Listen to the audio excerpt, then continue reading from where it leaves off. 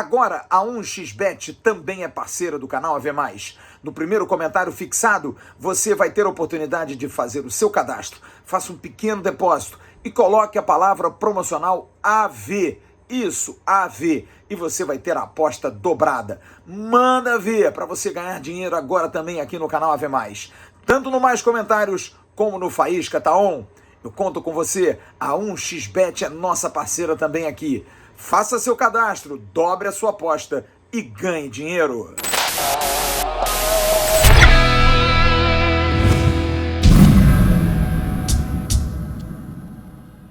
Alô, turma boa do canal AV+, um grande abraço, um bom dia para todos vocês ligados aqui no Mais Comentários, nessa manhã de segunda-feira, dia 4 de outubro, começando mais uma semana importante em que o Vasco entra definitivamente na briga, conseguindo aí se aproximar. Claro que ainda falta muita coisa, são 10 jogos, 10 partidas decisivas, e o jogo de ontem em Aracaju, porque a gente não vai falar especificamente do jogo, porque a gente já falou muito ontem, depois, lá no canal Atenção Vascaínos, você que não curtiu, dê uma passada lá depois, a gente conseguiu dissecar bem o que foi a partida em que o Vasco venceu Confiança por 2-1. Mas acho que o ponto mais importante que o torcedor do Vasco, você ligado aqui no AV+, deve entender é o seguinte: não vai ser fácil, não será fácil para ninguém, porque assim como o Vasco tem seus interesses, os outros também têm. O Confiança, por exemplo, está na zona do rebaixamento. O Vasco vai pegar mais duas equipes nessa situação. Uma, inclusive, na última partida, na 10ª, contra o Londrina lá no Estádio do Café. Tomara que a gente já chegue lá numa condição melhor. Pega o Vitória, que o Goiás venceu no final de semana por 3-0 em Goiânia, e o Vasco tem que ganhar, porque o Vasco joga em São Januário. Mas eu queria destacar algo que eu tenho chamado muita atenção nos comentários aqui nesse espaço que eu tenho com você, sobre a questão do trabalho, a importância que o trabalho tem para todos nós, para que a gente possa progredir na vida, para que a gente possa conseguir e conquistar novos horizontes.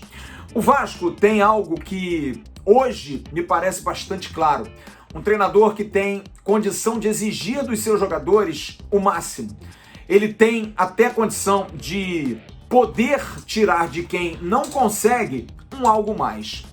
Mas eu também disse no último comentário meu que não seria mais de praxe fazer uma crítica tão velada a um treinador por escolhas equivocadas, porque eu acho que o treinador é um lobo tão solitário, é um cara que fica tão sozinho nas decisões, porque os auxiliares palpitam, mas acho que o treinador é quem tem que tomar a decisão final, e quando não dá certo, a gente bate nele.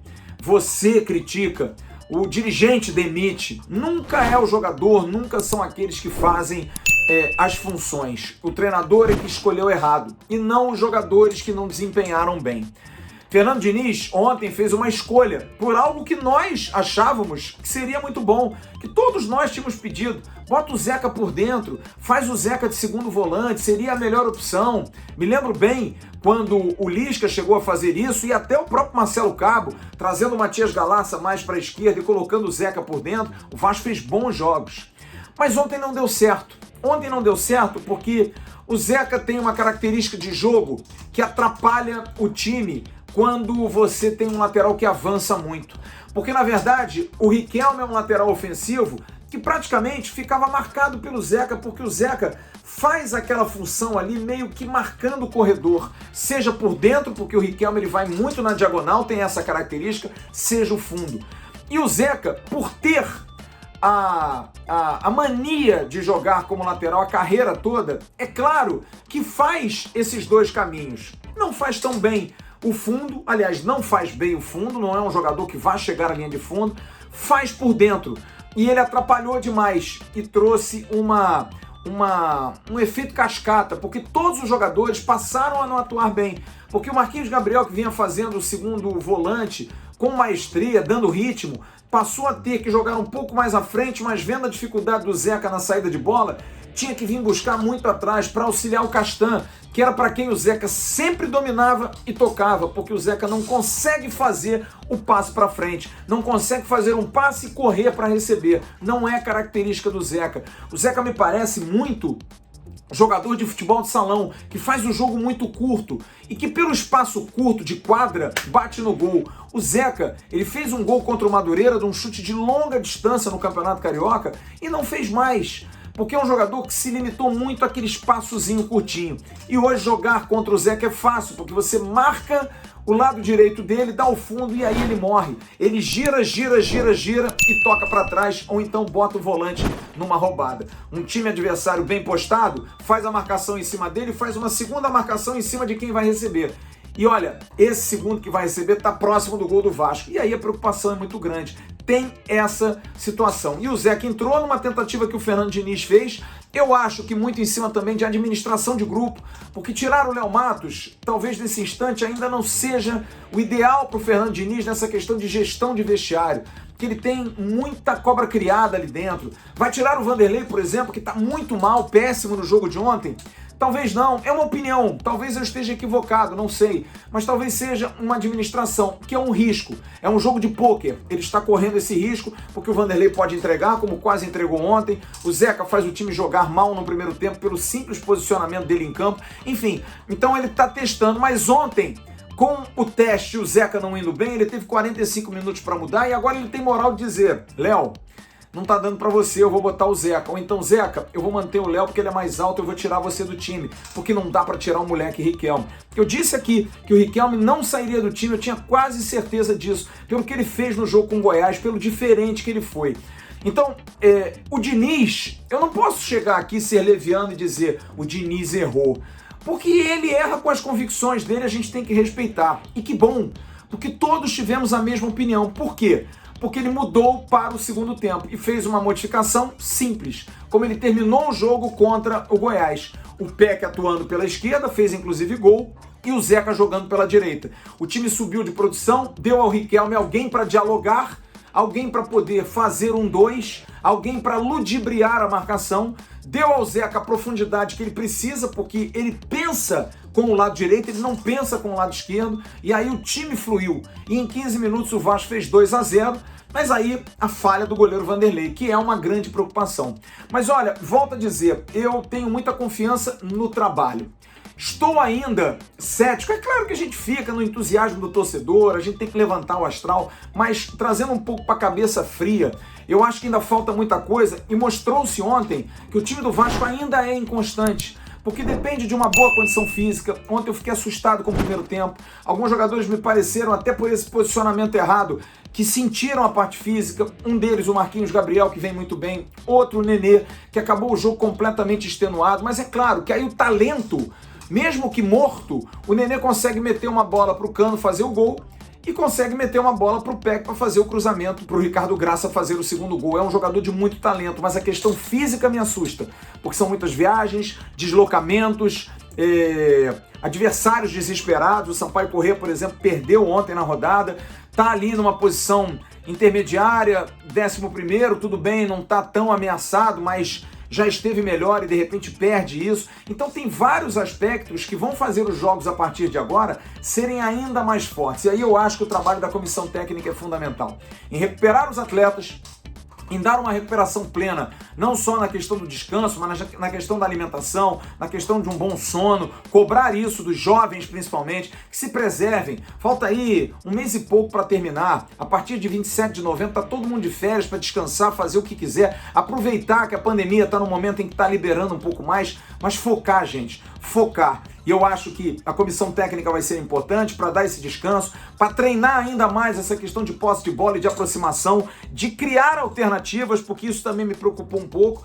Se você pega um adversário que marca bem, que faz uma pegada grande, ou então que faz 2 linhas, uma de 4 e uma de 5, o Vasco ainda tem dificuldades nessa questão de transição, porque a velocidade peca um pouco. Eu acho que o Morato ficou muito preso hoje, poderia fazer um 1 contra 1 que ele sempre faz, de chegar no fundo. O lado esquerdo já melhora, porque Riquelme e Peck dão amplitude. Então eu acho que tem que treinar mais, tem que fazer o trabalho ser ainda melhor, melhorar a condição daqueles que entram na parte física. Acho que ainda é um erro do Diniz.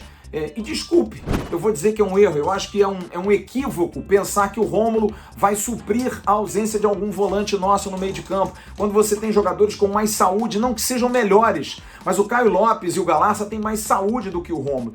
Mas eu acredito na questão do trabalho, eu acho que o trabalho pode ser fundamental nesse momento, de dar uma semana de trabalho para recuperar fisicamente, recuperar clinicamente, por exemplo, o Andrei, que é um jogador importante, de dar uma condição mais tática ao time, de montar melhor, de fazer os demais jogadores, terem mais entendimento. Eu acho que os que estão jogando estão com entendimento, mas talvez aqueles que entrem ainda não estão com tanto entendimento assim. Enfim, acho que o trabalho pode valer demais. Acho que o Fernando Diniz tem um momento muito importante no Vasco, são 5 jogos, ele tem aí 3 vitórias e 2 empates, sendo que 2 empates na Bacia das Almas, tomou 3 gols, voltou a tomar um gol ontem, mas um gol muito pela falha do seu goleiro, que é uma preocupação que eu tenho certeza que ele está em cima, ele está com o pé atrás, ninguém me tira da cabeça o fato de ter levado mais de um goleiro, além do Vanderlei ter levado mais 2, muito porque quer ter os goleiros ali próximos, o Ross vem treinando bem, o Lucão vem treinando bem, enfim. Mas Fernando Diniz sabe gerir, sabe mexer com essas peças e eu tenho a confiança de que dele vai partir um time ainda melhor, um time mais competitivo. É a última maravilha do mundo? Não, não é a última maravilha do mundo. É um time que vai nos dar alegrias sempre? Não, não vai. Mas é um time que pelo menos tem competição para jogar bem a Série B. Esse time do Vasco, eu diria que 50% a 60% dele não deve ficar para o ano que vem. Aproveitar aí alguns poucos, o Nenê vai ficar, apesar de ter 40 indo para 41. Germancano seria muito importante, o próprio Leandro Castan tem contrato, mas é um jogador que também está aí no ocaso físico, precisa dar uma descansada, mas o Vasco precisa contratar urgentemente um goleiro, o Vasco precisa de repente pensar a questão da lateral direita, alguém para competir com o Riquelme, porque só tem um lateral esquerdo, volantes, talvez um volante mais experiente, mas um jogador que saiba jogar futebol, porque Bruno Gomes e Andrei são bons, mas são ainda meninos, claro que tem que evoluir, precisam evoluir, meninos não, né? São jogadores ainda jovens, você tem o Marquinhos Gabriel que oscila, mas eu acho que é um jogador que poderia permanecer, mas as opções do banco de reservas ainda não são suficientes para que o técnico, o Fernando Diniz, possa ter um elenco bom para o ano que vem. Mas para esse ano, para brigar, para tentar se classificar e ficar entre os 4, eu acho bastante possível. É só esse time ter a pegada que teve nos 15, 20 minutos do segundo tempo. O primeiro tempo foi muito assustador, mas acho que muito nessa posição aí de Zeca, que deu uma atrapalhada, foi realmente uma escolha que não deu certo, mas jogando com aquela pegada 20, 25 minutos, se o Vanderlei não comete o erro, o Vasco ganhava com o pé nas costas. Partir para o Maranhão, que a torcida do Maranhão faça a diferença, que aliás a torcida do Vasco é o maior reforço que o Vasco pode ter nesse momento, que a direção do Vasco possa prestigiar esse torcedor ainda mais, possa dar retorno ao torcedor do Maranhão, que vai fazer um grande evento, vai fazer uma grande festa, e assim vai ser aonde o Vasco jogar. Tenho certeza que quando o Vasco for jogar com o Vila em Goiânia, vai ter torcida. Quando for jogar com Londrina lá, vai ter torcida. A gente vai ter torcida em Campinas. Enfim, o Vasco é um clube continental, é um clube mundial e que tem torcida em todos os cantos desse planeta. Então, é bom que a direção possa se precaver, possa dar retorno, que os jogadores possam também sentir essa força, essa pujança, porque se a gente ganha do Sampaio Corrêa, gente, aí começa a clarear. Aí eu acho que o Vasco é postulante e vai botar pressão nos demais que estão lá na frente. Porque já começaram a cair, o Botafogo não está vivendo um momento bom, tem Botafogo e CRB, 2 times que estão ali na bica, um com 48, outro com 49. Digamos, vai que empata. Um vai a 49, outro vai a 50, que o Vasco ganha e vai a 46, 49 já é alcançável. Já é alcançável na próxima rodada, de repente brigar. E o Vasco tem um confronto direto contra o Botafogo, também é um adversário que o Vasco vai ter. Enfim, eu acho que tudo ainda pode acontecer de bom, mas precisa se manter a seriedade. Jogar melhor do que jogou o primeiro tempo e ter a certeza do seguinte, não vai ser fácil. A facilidade, quem tem que pensar é o torcedor. É você que tem todo direito. Próximo a gente atropela, próximo a gente vai ganhar. Quem trabalha no Vasco não pode ter essa cabeça. São 10 decisões. O Vasco precisa de pelo menos 6 a 7 vitórias nas minhas contas. 7 podendo até perder algum jogo, mas não vai perder. E 6 vitórias, empatando os outros 4. O Vasco estará classificado para a Série A em 2022. Mas precisa focar. Precisa jogar na força da sua torcida, precisa focar na força dessa camisa que é gigantesca e que os adversários pesam e pesam muito.